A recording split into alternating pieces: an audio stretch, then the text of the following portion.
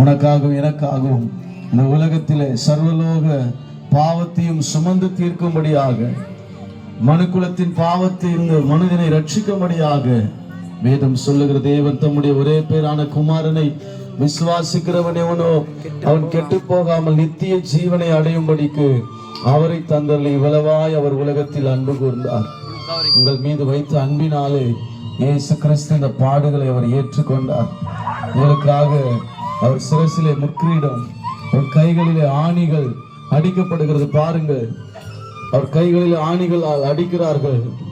இத்தனை வேதனையை அவர் கல்வாரி சிலுவையிலே நமக்காக அவர் ஏற்றுக்கொண்டார்.